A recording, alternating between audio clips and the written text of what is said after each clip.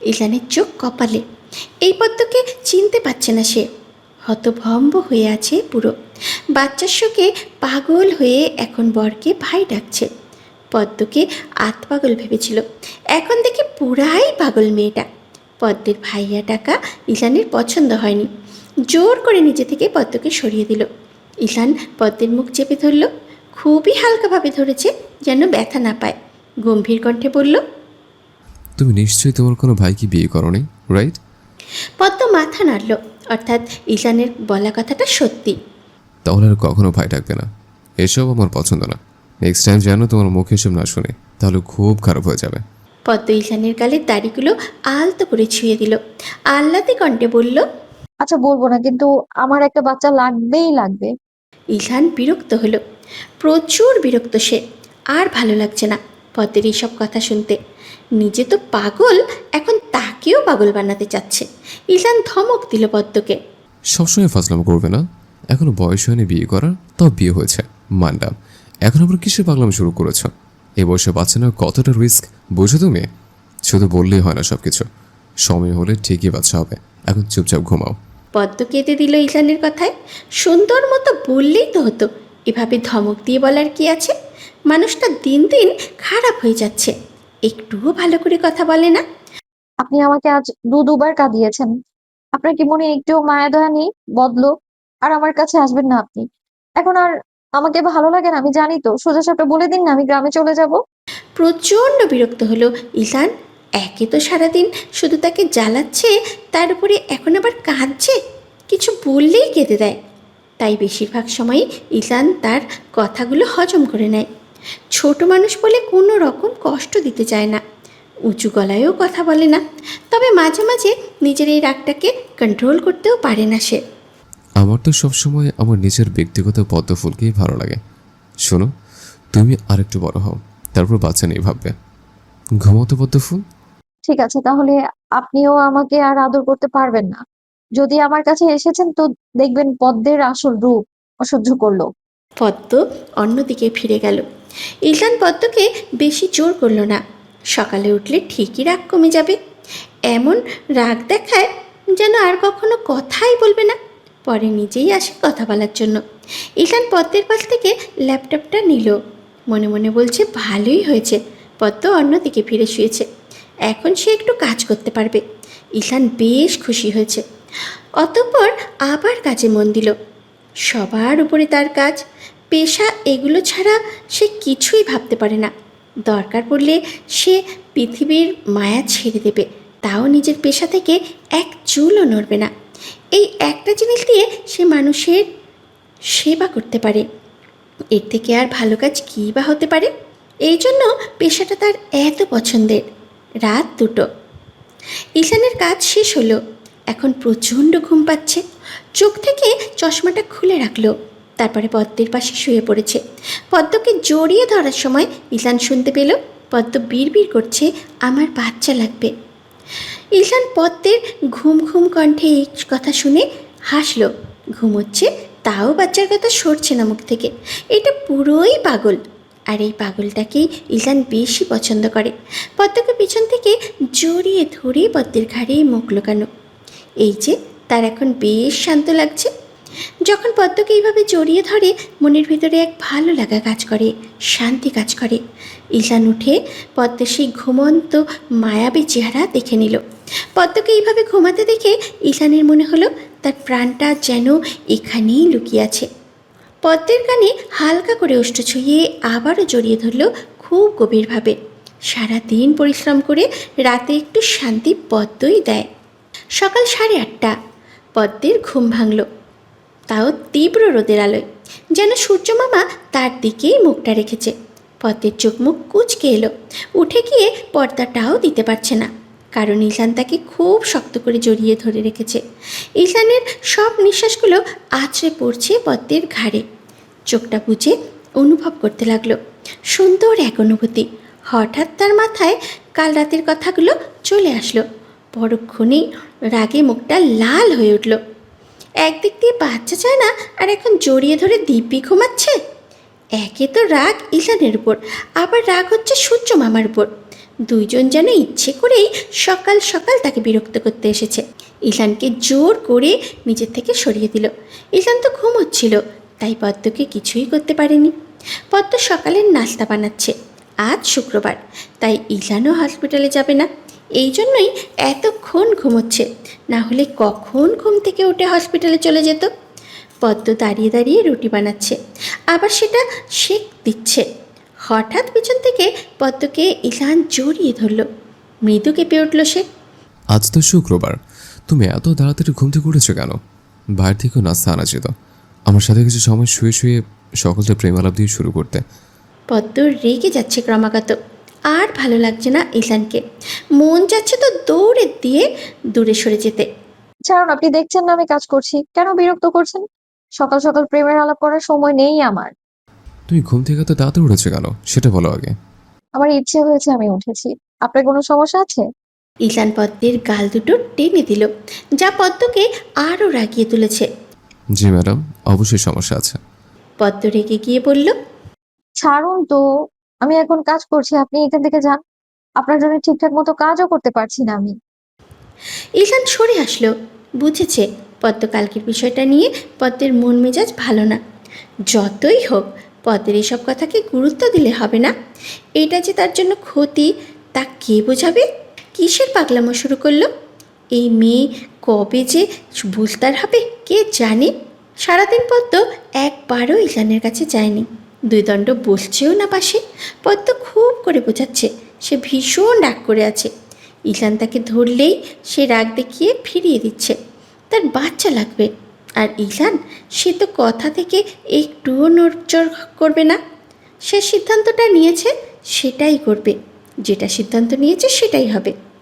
একদিন বায়না করছে, 2 দিন করবে, 3 দিন করবে, কিন্তু 4 দিনের সময় ঠিকই এসব কথা ভুলে যাবে। ঈশান প্রতি শুক্রবারের মতো আজও বিকেলে বের হলো, যেদিন সবাই আড্ডা দেয়, একটু মন খুলে কথা বলার সুযোগ পায়। ঈশান চলে যাওয়ার পর পদ্ম মেধাকে কল দিল। কিছু সময় বাদে মেধা কলটা রিসিভ করলো। মেধা হাসি মুখে পদ্মকে বলল, কেমন আছো আমার প্রাণের বন্ধুর বউ? পদ্ম মনমরা হয়ে বলল, ভালো নেই আপু, তুমি কেমন আছো? পদ্মের কথায় মেধার খটকা লাগলো। অন্যদিন হলে সে সুর টেনে বলতো, খুব ভালো আছি। আর একেবারেই আজকে প্রথমেই বলে দিল ভালো নেই। আমি তো আছি ভালোই, কিন্তু তুমি ভালো নেই কেন শুনি? আপু, একটা কথা বলবো? আমার তো আবার লজ্জা করছে, কিভাবে যে বলি। নির্দ্বিধায় বলতে পারো। আসলে আপু, আমার বাচ্চা চাই এক্ষুনি, কিন্তু উনি রাজি হচ্ছেন না। মেধার হাসি আসলো পদ্মের কথা শুনে। কি সুন্দর করে বলছে, বাচ্চা চাই এখনই। বাচ্চাকে কিনে আনবে নাকি? বাচ্চা কি কিনবে নাকি? মেধার কথাগুলো শুনে পদ্ম ঠোঁট উল্টালো। কিনে আনা যায় নাকি? আচ্ছা বুঝলাম, বাচ্চা লাগবে, কিন্তু এত তাড়াতাড়ি কেন বাচ্চা নিতে চাইছো পদ্ম? তোমার বয়স অল্প, রিস্ক থাকবে পুরো প্রেগন্যান্সির সময়। এটা বলা যতটা সহজ, বিষয়টা ততটাই কঠিন। ইজানের সাথে আমি একমত। তুমিও চাচ্ছ না? না বোন, দেখো, আমার বয়স এখন 30। আমি প্রেগনেন্ট, অবশ্যই অনেকে বলবে যে কোনো এত পরে বাচ্চা নিচ্ছি। আমি তো ডাক্তার, আমি বুঝি সব। তুমি এসব কথা পরে ভেবো। ভুলবশত যদি প্রেগনেন্ট হয়েও যাও, তাহলে তোমার নিজেরই লাইফ রিস্ক থাকবে। বুঝেছো আমার কথা? পদ্ম ঠান্ডা মাথায় মেধার কথাগুলো শ্রবণ করলো। মেধা আপু কখনো তাকে খারাপ পরামর্শ দেয়নি। নিশ্চয়ই এটা খারাপ কিছু হবে না। যদি ভালো হতো তাহলে মেধা আপুই সবার আগে হ্যাঁ বলে দিত। যেহেতু মানা করেছে, তাই সে এই বিষয়টা মাথা থেকে ঝেড়ে নিল। কিন্তু আপু, আমি তো ওনার সাথে রাগ করে আছি এই বিষয় নিয়ে। এখন কি হবে? লজ্জা পাবো তো ওনার সামনে দাঁড়াতে আবার। আরে বোকা, লজ্জা পাওয়ার কিচ্ছু নেই। ইজান জানে তো তুমি পিচ্চি একটা মেয়ে। ও গিয়ে দেখো, এসব কথা নিয়ে মাথা ঘামায়ও নি। আর রাগ কীভাবে ভাঙাবে সেটা অন্তত আমার বলে দিতে হবে না আশা করি। পদ্ম হাসল। না আপু, আচ্ছা তুমি বিশ্রাম নাও, আমি ফোন রাখছি, হ্যাঁ? নিজের খেয়াল রেখো। আমি ওনাকে বলে তোমার সাথে দেখা করতে যাব, ঠিক আছে? রাত 9টা। ঈশান বাসায় ফিরল। পদ্ম দরজা খুলেছে। পদ্মের রূপ দেখে ঈশান অবাক হয়ে চেয়ে আছে। কালো শাড়ি পরিহিত কিশোরীকে দেখে বুকের বাপাসটা নাড়া দিয়ে উঠল। ঈশান বাসায় আসার আগে পদ্ম এইভাবে সেজেছে। মিটমিট করে হাসছে সে। কিভাবে পদ্মের দিকে তাকিয়ে আছে তার ডাক্তার সাহেব। ভেতরে আসবেন না? ঈশান হুঁশে ফিরল। তড়ি ঘড়ি করে বাসার ভিতরে ঢুকে ফ্রেশ হয়ে নিল। ব্যালকানিতে গ্রিলের সাথে দাঁড়িয়ে ফোনটা ঘাঁটছে। পদ্ম ঈশানের পক্ষে মাথা রাখল। ঈশান ফোনটা পকেটে ঢোকালো। আপাতত পদ্মকে ছাড়া অন্য কিছুতে অ্যাটেনশন দিতে চাচ্ছে না সে। তোমরা বলেছিলে আমি জানো তোমার কাছে না যাই, তাহলে নিজ থেকে আবার এসেছো কেন? পদ্ম যেন কথাটা শুনেও শুনল না এমন ভাব। পদ্ম ঈশানের টি শার্ট ধরে তার দিকে ঝোঁকালো। ঈশান ভ্রু কুঁচকে প্রশ্ন করল, কি চাই ম্যাডাম? আপনাকে চাই ডক্টর সাহেব। ঈশান আর নিজেকে কন্ট্রোল করে রাখতে পারল না। পদ্মের ওষ্ঠে তার ওষ্ঠের ভালোবাসার ছোঁয়া দিতে লাগলো। দুজন যেন ভালোবাসার রাজ্যে ডুব দিয়েছে। ব্যাস, আর কিছুই চাই না তার। এইটুকুতেই যেন এক টুকরো শান্তি। কেটে গিয়েছে বিয়ের 4টি বছর। পদ্মও এখন অনেকটা বড় হয়ে গিয়েছে এত বছরের ব্যবধানে। মেয়েটা এখন আর হ্যাংলামো করে না, যথেষ্ট জ্ঞান বুদ্ধি নিয়ে চলাফেরা করে, কথা বলে। ঈশানের 3 বছরের কষ্টের ফল। অবশেষে একজনকে মানুষের মতো মানুষ করতে পারল। শুধু মেয়েটার কথা কমাতে পারেনি এই যা। বিয়ের প্রথম প্রথম যেমন বকবক করতো, এখনও সেই আগের মতোই রয়েছে। আর ঝগড়টে হয়েছে ভীষণ। আজ ঈশান আর পদ্মের 4র্থতম বিবাহবার্ষিকী। এই জন্য শেখভিলায় বেশ বড়সড় করে আয়োজন চলছে। সবাই খুব খুশি। ঈশান তাদের প্রত্যেক বিবাহবার্ষিকীতে এমন বড় করে আয়োজন করে। সবাই কাজ করছে যে যার মতো। শুভ্র রঙের পাঞ্জাবি পরিহিত লোকটার দিকে বারবার আর চোখে তাকাচ্ছে পদ্ম। সদ্য গোসল করে এসেছে, যদি যার কারণে চুলগুলো থেকে পানি পড়ছে। পদ্মের এইসব কাহিনী ঈশান খেয়াল করেছে। কাছে এসে দেখবে তা না, দূর থেকে দেখছে। মেয়েটা যেই বোকা সেই রয়ে গেল। ঈশান পদ্মের দিকে ঝুঁকে আসলো। পদ্ম আধশোয়া হয়েছিল। পদ্মের দুপাশে হাত রেখে গম্ভীর কণ্ঠে বলল, এইভাবে দেখছিলে কেন? ভরকে গেল পদ্ম। সে ভেবেছে ঈশান তাকে নিশ্চয়ই খেয়াল করেনি। কি একটা লজ্জা পেতে হচ্ছে এখন। কোথায় দেখছিলাম? মিথ্যে বলো না, তুমি দেখছিলে আমায়। আমি আয়নায় দেখেছি সব। সবার চোখকে ফাঁকি দিতে পারবে, এই ইজানের চোখকে তুমি কখনোই ফাঁকি দিতে পারবে না। পদ্ম মুখটা ফিরিয়ে নিল। হা, আমার আর খেয়ে দেয়ে কাজ নেই, আমি আপনাকে দেখবো? আর আপনি শুকিয়ে আছেন কেন? বয়স হয়েছে, তবু লজ্জা নেই আপনার? ঈশান পদ্মের মুখে তার আঙুল ছুঁয়ে দিল। মুহূর্তেই চোখ বন্ধ হয়ে গেল তার। লজ্জা কোনোদিনও হবে না পদ্মফুল। সরুন তো। এভাবে ঘরে একা বসে থাকলে বাইরের মানুষরা কি বলবে? একটা চুমু দেই প্লিজ। পদ্ম চোখ রাঙালো। এই না না, এখন না। ঈশান পদ্মের কথা শুনল না। টুক করে পদ্মের ওষ্ঠে একটা চুমু এঁকে দিল। পদ্ম মুখ হাত দিয়ে তাড়াতাড়ি উঠে ওয়াশরুমে ঢুকে পড়ল। ঈশান বেককলের মতো শুধু তাকিয়ে তাকিয়ে দেখছে। কী হচ্ছে কিছুই বুঝতে পারছে না। ওয়াশরুম থেকে কাশির শব্দ শোনা যাচ্ছে। চিন্তিত হয়ে ঈশান বলল, পদ্ম ঠিক আছে, তুমি দরজা খোলো, আমি ঢুকবো। পদ্ম কোনো রকম উত্তর দিল না। মুখ ধুয়ে বের হলো। ঈশান তীক্ষ্ণ দৃষ্টিতে তাকাচ্ছে। চোখ মুখে দুর্বলতার চাপ, চোখ টেনে তুলতে পারছে না এমন অবস্থা। ঈশানকে শক্ত করে জড়িয়ে ধরল পদ্ম। পদ্মর পিঠে হালকা করে হাত রাখল। প্রায় 1 সপ্তাহ ধরে পদ্মের এই অবস্থা। আসলে বুঝছে না ঠিক কী হয়েছে। ঈশান নরম কণ্ঠে বলল, ঠিক আছে তুমি? পদ্ম মাথা নাড়ালো। কথা বলার শক্তি নেই। বমি করে সব শক্তি উধাও হয়ে গিয়েছে। পেটে যা ছিল সব চলে গিয়েছে। ঈশান আবারও বলল, তোমার আসলে কি হয়েছে? এমন দুর্বল হয়ে গিয়েছো, আমি বুঝছি না ঠিক।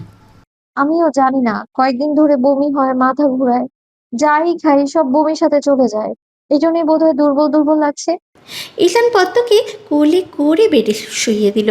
কিছুক্ষণ তো শুয়ে থাকুক, তারপরে না হয় উঠে বাইরে যাবে।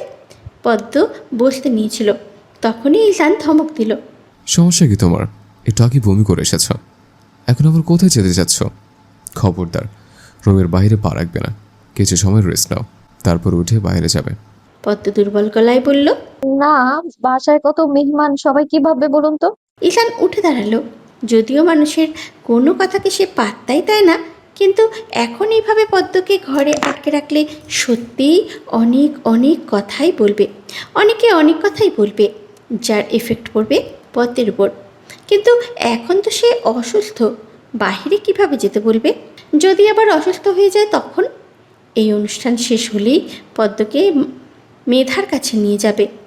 যদিও এসব মেয়েলি ব্যাপার, তাই সে এখানে থাকতে চাচ্ছে না। এরকম রোগের চিকিৎসা সে করে না। তুমি শুয়ে থাকো, আমি মাকে বলবো তুমি একটু অসুস্থ বলেছ, তা এখন শুয়ে আছো। পদ্মের তাও মন মানল না। বাসায় এত মানুষ, এখন এইভাবে শুয়ে থাকার আসলেই মানেই নেই কোনো। এই ঈশানকে কে বোঝাবে? আবার এদিক ওদিক দিয়ে তাকিয়ে শুয়ে থাকতেও মন চাচ্ছে 10 মিনিট। ঘুমালে হয়তো ভালো লাগতো, প্রচুর মাথা ঘোরাচ্ছে। কিন্তু পদ্মের পুরো কথাটা শেষ করতে দিল না ঈশান। কোনো কিন্তু নয়, আমি মাকে পাঠাবো তোমার কাছে, আমি আসছি। ঈশান চলে গেল। পদ্মের চোখ বন্ধ হয়ে আছে। তার যদি বড় কোনো অসুখ হয়ে থাকে তখন? ভেবেই চোখ দিয়ে নোনা পানি পড়তে লাগলো। ঈশানকে ছাড়া থাকতে পারবে না সে। মানুষটার প্রতি খুব মায়া জন্মেছে এই 4টি বছরে। বিয়ের পর পদ্ম খুবই কম সময়ের জন্য গ্রামে গিয়েছে। সে যেতে চাইল না। অন্য মেয়েরা যেমন বাপের বাড়ি যাবার জন্য পথ চেয়ে থাকে, আর সে জায়গায় মেয়ে হয়ে বাপের বাড়ি যেতে চায় না। মনিরা শেখ জোর করিয়ে তারপরে পাঠাতো, তাও আবার 2-3 দিন থেকেই চলে আসত। ঈশানকে ছাড়া কোথাও ভালো লাগতো না, মন বসতো না। মানুষটাকে চোখের আড়াল করতে চায় না সে। আজ তাদের 14তম বিবাহবার্ষিকী, আজই তাকে অসুস্থ হতে হলো। নিজের প্রতি এক রাশ রাগ জমা হচ্ছে। পদ্ম প্রায় 1 ঘন্টার মতো শুয়ে আছে। আর ভালো লাগছে না তার, প্রচণ্ড পরিমাণে অস্বস্তি লাগছে, দম বন্ধ হয়ে আসছে, মাথাটা ব্যথা করছে অনেক। পদ্ম উঠে বসেছে, মাথা চেপে ধরল। মন চাচ্ছে শরীর থেকে মাথা আলাদা করে দিতে। অসহ্যকর বেদনা। কেন যে শরীরের এমন অবস্থা হয়েছে কিছুই বুঝছে না সে। কয়েকদিন আগেও তো ভালো ছিল, কেন যে এমন হচ্ছে তার? মাথা ব্যথা বাড়তে লাগলো। এক প্রকারের ছটফট করছে সে। মনিরা শেখ আর ইজনিয়া রুমে এসেছে। ইজনিয়া তখন বলেছিল ঈশান তখন বলেছিল পদ্ম অসুস্থ, তাই ঘুমাচ্ছে। কাজের চাপে আর পদ্মের সাথে দেখা করতে আসতে পারেনি। এখন তিনি আর ইজনিয়া এসেছেন। রুমে ঢুকেই বিচলিত হয়ে গেলেন পদ্মের ছটফটানি দেখে। তড়ি ঘড়ি করে পদ্মকে টেনে বুকে জড়িয়ে ধরলেন। কি হয়েছে, কি হয়েছে, এমন করছো কেন? পদ্ম মাথাটা মনিরা শেখের বুকে হেলিয়ে দিল। মা, জানি না আমার কি হয়েছে, কয়েকদিন ধরে বমি, মাথা ঘোরায়, এখন মাথা ব্যথা করছে ভীষণ। আমি সহ্য করতে পারছি না একদমই। মনিরা শেখের কপালে ভাঁজ পড়ল। এগুলো প্রেগনেন্ট হওয়ার লক্ষণ। কোনোভাবে পদ্ম প্রেগনেন্ট নয় তো? ইজনিয়া তো মনে মনে ধরেই নিয়েছে পদ্ম প্রেগনেন্ট। তবে তার মায়ের ভয়ে মুখে কিছু প্রকাশ করলো না। মনটা যেন আনন্দে দুলছে। শোন ইন্ডিয়া, 2টো প্রেগনেন্সি কিট আনবি এক্ষুনি, যা নিয়ে আয়। ইজনিয়া লাফ দিয়ে চলে গেল কিট আনতে। পদ্ম প্রেগনেন্সি কিট এইসব বুঝলো না। সে তো আর প্রেগনেন্ট নয়, তাহলে তার শ্বশুর কেন এটা বলছে? মনিরা শেখ পদ্মের মাথায় হাত বোলাতে বোলাতে বলল, তোমার পিরিয়ড ডেট কবে? পদ্মের কোনো রকম সংকোচ বোধ কাজ করলো না, সোজা সাপটা উত্তর দিল, এ মাসের 5 তারিখ ছিল। এখন তো 16 তারিখ, তার মানে তোমার পিরিয়ড মিস হয়েছে, তাই তো? জি মা। আচ্ছা, ইজনিয়া কিটগুলো নিয়ে আনুক, তারপর সব ক্লিয়ার হবে। পদ্ম মাথা তুলে তাকালো মনিরা শেখের বাড়ি। কি ক্লিয়ার হবে মা? তুমি প্রেগনেন্ট কিনা সেটাই, তোমার যে লক্ষণ দেখছি মনে হয় তো প্রেগনেন্ট, তাই কিট আনতে পাঠিয়েছি ইজনিয়াকে। প্রেগনেন্ট কথাটা শুনে পদ্মের মনটা ধক করে উঠল, চোখটা ভিজে আসলো বারবার। যখন মেধা আপু প্রেগনেন্ট হয়েছিল তখন তারও মা হওয়ার জন্য মনটা উতলা হয়ে উঠেছিল। তার আজ 18 বছর বয়স হওয়ার পরও ঈশান বারবার নিষেধাজ্ঞা দিয়েছে। কতবার যে চেষ্টা করেছে, কোনোভাবেই হয়নি। এক পর্যায়ে হাল ছেড়ে দিয়েছিল। কত রাত কেঁদে কেঁদে ঘুমিয়েছে। 1000 বার ঝগড়া হয়ে গিয়েছিল ঈশানের সাথে, তবে কখনো গায়ে হাত তোলেনি। শান্ত হয়ে বোঝাতো, না হয় বকা দিত। এই নিয়ে তাদের মধ্যে কত কথা কাটাকাটি হয়েছে, হিসেব নেই। কতবার ঈশান তাকে ফিরিয়ে দিয়েছে। ভাবতেই মনটা হু হু করে উঠল। শুধু বলতো বয়স হোক, বড় হও, তারপরে বাচ্চা নেওয়ার কথা ভাববো। যদি ঘটনাটি সত্যি হয়ে যায় তাহলে ইলান কি ঠিক কিভাবে মেনে নেবে বিষয়টা? এখন তো তার বয়স 19 হয়েছে, এটা মেনে নেওয়াই যায়। প্রায় আধ ঘন্টা পর ইলনিয়া এসেছে। বাসা থেকে ফার্মেসি দূরে, তাই এত সময় লেগেছিল, না হলে আরও তাড়াতাড়ি আসা যেত। এই আধ ঘন্টায় পদ্ম দুবার বমি করেছে। মুনিরা শেখ একটুও নড়ল না পদ্মের কাছ থেকে। পদ্মকে সব বুঝিয়ে দিয়েছে। পদ্ম রেজাল্ট দেখে বারবার চোখ মুছতে লাগলো। 2টো দাগ এসেছে, তার মানে সে সত্যি সত্যি প্রেগন্যান্ট। তার এত বছরের সাধনা, পদ্ম না চাইতেও চোখ থেকে পানি পড়ছে। এটা হচ্ছে সুখের কান্না, সুন্দর অনুভূতি। পদ্ম কিটটা মুনিরা শেখের কাছে দিলেন। তিনি তো খুশিতে পাগল হয়ে যাবে প্রায়। বহু বছর পর শেখ বাড়িতেই একটা বাচ্চা আসবে, বংশের প্রদীপ আসতে চলেছে। আর ইলনিয়া তো নাচছে খুশিতে। মুনিরা শেখ পদ্মের কপালে চুমু দিলেন। যতই হোক, তার মাধ্যমেই তো সব হয়েছে। পদ্ম বলে দিয়েছে যেন কাউকে কিছু না জানায়। আর মুনিরা শেখও চাননি ধরেই সব কিছু কাউকে জানাতে। 4-5 মাস যাক, তারপর জানাবে। ইলানকে জানানোও হয়নি। পদ্ম চেয়েছে সে নিজেই জানাবে তাকে, তাই কেউ কিছুই বলেনি। অবশেষে অনুষ্ঠান শেষ হয়েছে। সবাই এক এক করে চলে গিয়েছে। সবাই চলে যাওয়ার পর পদ্ম রুমে চলে এসেছিল। খারাপ লাগছিল এত মানুষের মাঝে থাকতে। মুনিরা শেখ কিছুটা পদ্মকে অল্প কিছুটা পোলাও খাইয়ে দিলেন, কিন্তু তাও পদ্মের পেটে সইল না। তার অনাগত বাচ্চা তার অবস্থা নাজেহাল বানিয়ে ফেলছে একেবারে। পদ্ম রুমে এসে শুয়ে পড়েছে। বড্ড বেশি খারাপ লাগছে তার। ইলানও রুমে এসেছে, কারণ ইলনিয়া বলেছিল পদ্ম তাকে রুমে যেতে। পদ্ম চিত হয়ে শুয়ে আছে, এক হাত মাথার উপরে দেয়া, আর এক হাত বালিশে রাখা। পদ্মের মুখটা দেখেই ইলানের খারাপ লাগা শুরু করলো। মেয়েটার হঠাৎ যে কী হলো বুঝতে পারল না। পদ্মের পাশে বসে হাতটা ধরল, আর সাথে সাথে পদ্ম চোখ মেলে ইলানের দিকে তাকালো। বেশি খারাপ লাগছে তোমার? পদ্ম কিছু বলল না, উঠে গিয়ে ইলানের হাতে কিটটা ধরিয়ে দিল। ইলানের মন শীতল হয়ে আসছে, হাত মৃদু কাঁপছে। এটা কি সত্যি? পলকহীন চোখে তাকিয়ে আছে কিটটার দিকে। ইলান পদ্মকে জড়িয়ে ধরল খুব শক্ত করে। এমন হচ্ছে যেন পদ্ম কোথাও চলে যাবে। পদ্ম শ্বাস নিতে পারছে না, জান বের হয়ে যাওয়ার উপক্রম। পদ্ম তার কাঁধে পানি অনুভব করলো। আচ্ছা, পানি আসলো কোথা থেকে? ইলান কি কাঁদছে নাকি? ইলানের মুখটা তার সামনে আনলো। সে ইলান কাঁদছে, আর চোখের কার্নিশে বিন্দু বিন্দু পানি। কিন্তু কেন? ইলান ভাঙা গলায় বলল, আমি কখনো তোমার অল্প বয়সে বাচ্চা চাইনি, কিন্তু আমার এখন তো এত শান্তি লাগছে। কিন্তু আমার এত শান্তি লাগছে কেন বলতে পারবে পদ্ম? এটা কি সত্যি? পদ্ম মাথা নাড়ল। ইলানের চোখ থেকে চশমা খুলে চোখের পানিগুলো মুছে দিল। বাবা হওয়া এত শান্তি আগে বুঝিনি। কারণ আমি আগে প্রেগনেন্ট হইনি, তাই। ইলান বুঝেছে পদ্ম মজা করছে। মনে হচ্ছে এই তো সেদিন মেয়েটাকে বিয়ে করে ঘরে তুলল, আর আজ তাকে বাবা হওয়ার আগাম সংবাদ জানাচ্ছে। কী যে পরিমাণ শান্তি লাগছে তার বলে বোঝাতে পারবে না। এই অনুভূতিটা এত সুন্দর কেন? ইলান পদ্মের মুখে অনবরত চুমু এঁকে দিল। ধন্যবাদ পদ্মফুল, আমাকে বাবা হওয়ার সুসংবাদ দেওয়ার জন্য। পদ্ম হেসে ইলানকে জড়িয়ে ধরল। আজ যেন নতুন খুশির শেষ নেই কারোর। আজ যেন খুশির শেষ নেই কারোর। প্রেগনেন্সি 6 মাস চলছে পদ্মের। আগে থেকে শারীরিক গঠন বদলে গিয়েছে, প্রচুর মোটাও হয়েছে সে। এখন আপাতত খেতে পারে, যার কারণে খায় আর ঘুমায়। এই 6 মাস যাবৎ তারা শেখ ভিলায় আছে। ইলানের এখান থেকে হসপিটালে যাতায়াত করতে সমস্যা, তাও পদ্ম তার বাচ্চার জন্য সব কথা ভুলে যায়। আর মনিরা শেখ, তার কথা আর কী বা বলবে? সে তো পদ্মকে একটা কাজও করতে দেয় না। উল্টো ইলান বাসায় না থাকাকালীন সময়ে পদ্মের পাশে পাশে থাকে। সব সময় পদ্মকে তিনিই আগলে রাখেন। পদ্ম তাদের প্রতি সারা জীবন কৃতজ্ঞ থাকবে।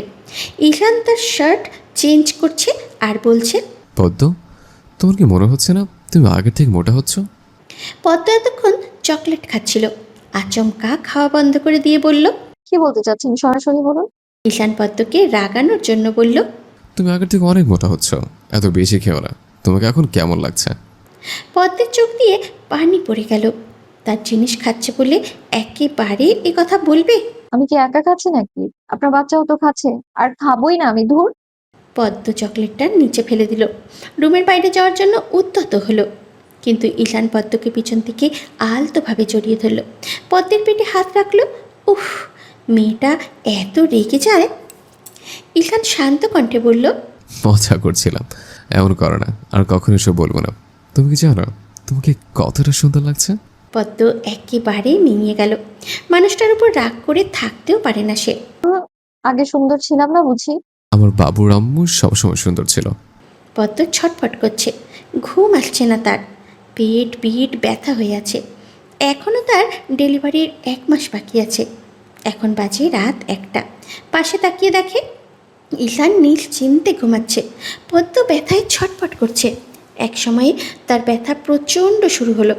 শরীর থেকে ঘাম ঝরছে ইচ্ছে মতো। ঈশানকে খুব কষ্ট করে ডাক দিল।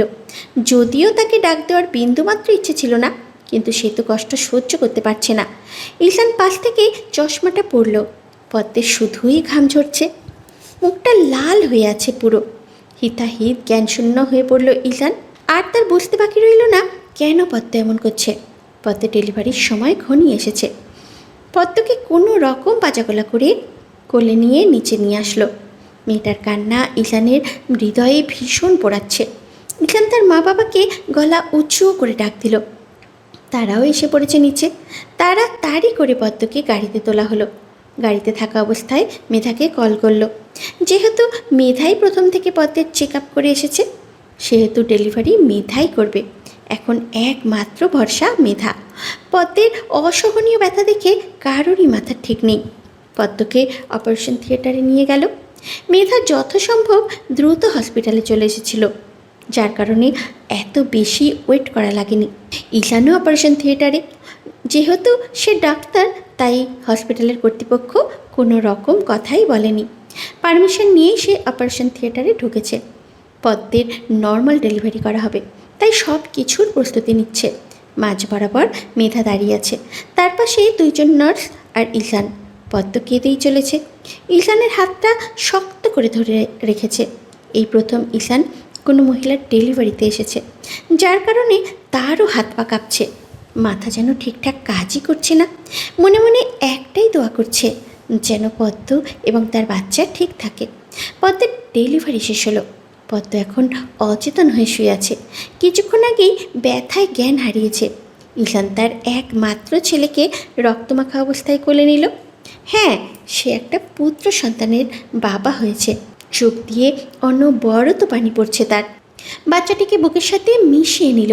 মেধা হেসে ঈশানের কাঁধে হাত দিল। কংগ্রাচুলেশন সুদর্শন পুরুষ, তুইও বাবা হয়ে গেলি। ঈশান হাসছে, কিন্তু তার চোখ দিয়ে পানি পড়ছে। নার্সের হাতে বাবুকে দিয়ে দিল, কারণ তাকে এখন ক্লিন করা হবে। ঈশান নিজের শার্টের দিকে তাকালো, পুরো রক্ত ছেয়ে গিয়েছে। এটা সে ক্লিন করবে না, তার বাবা হিসাবে প্রথম স্মৃতি রেখে দেবে। পদ্মকে কেবিনে শিফট করা হয়েছিল। জ্ঞানও ফিরেছে এবং সে এখন অনেকটাই সুস্থ। ঈশান নিজের শার্ট চেঞ্জ করতে গিয়েছে। পদ্ম তার পাশে শুয়ে থাকা ছোট্ট দেহটাকে দেখছে। এতদিন সে তার পেটের মধ্যে লুকিয়েছিল, এখন তার চোখের সামনে।